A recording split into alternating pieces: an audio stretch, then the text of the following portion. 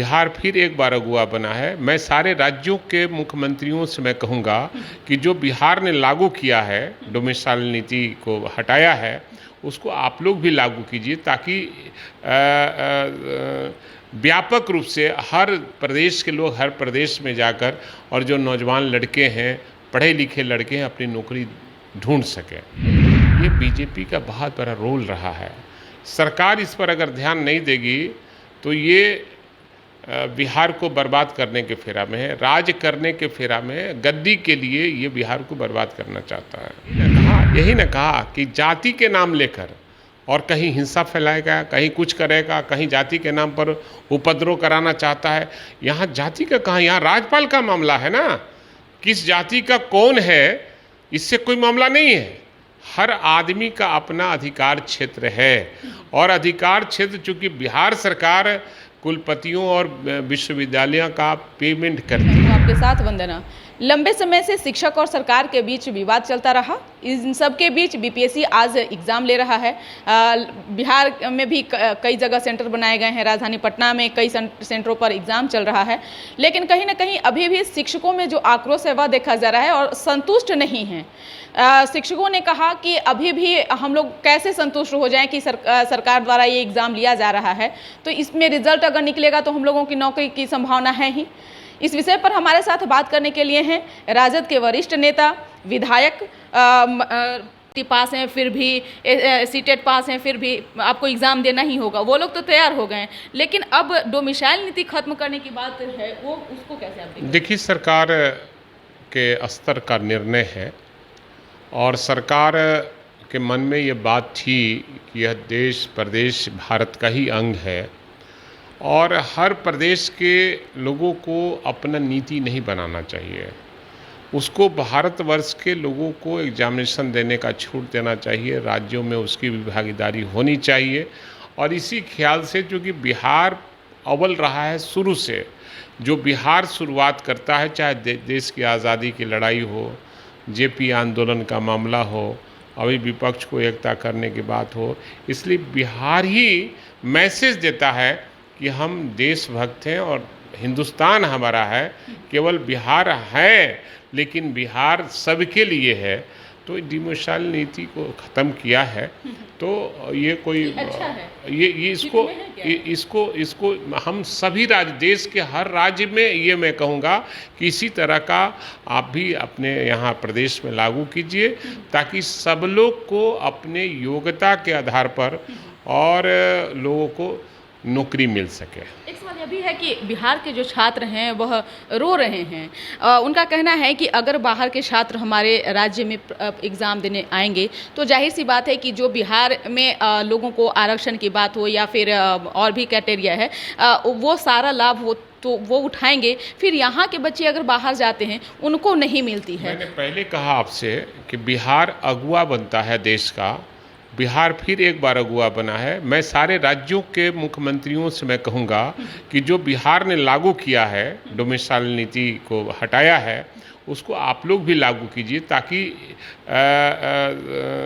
व्यापक रूप से हर प्रदेश के लोग हर प्रदेश में जाकर और जो नौजवान लड़के हैं, पढ़े लिखे लड़के हैं, अपनी नौकरी ढूंढ सकें। लड़कियां भी अब सरकार से लड़के लड़कियां सभी की बात में निश्चित रूप से, तो बाहर से उन लोगों को भी वही निश्चित रूप से सब लोग को मिलना चाहिए। लड़के लड़कियां जो आरक्षण है उसके तहत ही सबको लाभ भी मिलना चाहिए। एक सवाल यह भी है कि बिहार में इन दिनों लॉ एंड ऑर्डर को लेकर के काफ़ी तू में सरकार और विपक्ष के बीच हो रहा है। चाहे आप एक नज़र भी उठा करके देख सकते हैं तो इन दिनों हालात थोड़ा तो बिगड़ा है, आप भी इस बात को मानते हैं। कैसे देख रहे हैं, कैसे? देखिए, हम बहुत पहले आपके माध्यम से, आप लोगों के माध्यम से मैंने कहा था कि कहीं न कहीं जो विपक्ष है उसका इसमें बहुत बड़ा रोल रहा है, उन्हें उपद्रव फैलाने में, कहीं क्राइम कराने में। ये बीजेपी का बहुत बड़ा रोल रहा है। सरकार इस पर अगर ध्यान नहीं देगी तो ये बिहार को बर्बाद करने के फेरा में है, राज करने के फेरा में है, गद्दी के लिए ये बिहार को बर्बाद करना चाहता है। इसलिए बीजेपी के लोगों पर अंकुश लगाने की आवश्यकता है, क्योंकि उनके प्लानिंग के तहत ही कहीं न कहीं उपद्रव होता है, हिंसा फैलाई जाती है। और माननीय मुख्यमंत्री से मैंने पहले भी कहा आप लोग के माध्यम से कि माननीय मुख्यमंत्री उस पर निश्चित रूप से निगाह रखें कि जहां कहीं भी हिंसा फैल रही है, पथराव हो रहा है, पुलिस पर भी जानलेवा हमला हो रहा है, कहीं न कहीं इसमें बीजेपी के बड़े नेताओं का हाथ है और ऊपर से गाइडेंस है कि उपद्रव फैलाओ ताकि बिहार को बदनाम किया जा सके। यानी बीजेपी की मंशा है कि निश्चित रूप से बिहार को बर्बाद करने की मंशा है, केवल गद्दी पाने के लिए, और बिहार में कभी गद्दी मिलने वाला है नहीं। एक सवाल यह भी है कि जिस तरह से चंद्रयान को लेकर मुख्यमंत्री पर यह आरोप लगाया जा रहा है नीतीश कुमार पर कि देश ने इतिहास रचा और मुख्यमंत्री खुलकर नहीं बोला। नहीं, माननीय मुख्यमंत्री तो ने काफ़ी खुलकर बोला और वैज्ञानिकों को बहुत बधाई दिया है, और देश के इतिहास में ये विश्व में पहला भारत है जो इस तरह का प्रयोग किया है, और वैज्ञानिकों को उन्होंने काफ़ी बधाई दिया है। आप देखिए, न्यूज़ पर भी देखिए, यूट्यूब पर भी देखिए, न्यूज़ में भी जो न्यूज़पेपर है उसमें भी आप देखिए, माननीय मुख्यमंत्री और आप माननीय उप मुख्यमंत्री ने काफ़ी बधाई दिया है जो हमारे वैज्ञानिक हैं, और ख़ासकर उसमें भी बिहार के लोग 5 जिले के लोग शामिल हैं उस प्रयोग में, और उन सब लोग को उन्होंने बधाई दिया है। राज्यपाल को लेकर के बीजेपी ने आरोप मुख्यमंत्री पर लगाया है कि यह सरकार जो है झगड़ा कराना सिर्फ जानती है, इसके अलावा यही ना कहा कि जाति के नाम लेकर और कहीं हिंसा फैलाएगा, कहीं कुछ करेगा, कहीं जाति के नाम पर उपद्रव कराना चाहता है। यहाँ जाति का कहाँ, यहाँ राज्यपाल का मामला है ना, किस जाति का कौन है इससे कोई मामला नहीं है। हर आदमी का अपना अधिकार क्षेत्र है, और अधिकार क्षेत्र चूँकि बिहार सरकार कुलपतियों और विश्वविद्यालयों का पेमेंट करती है, अधिकार तो उसी को होना चाहिए, माननीय जिसकी सरकार हो उसका रहना चाहिए।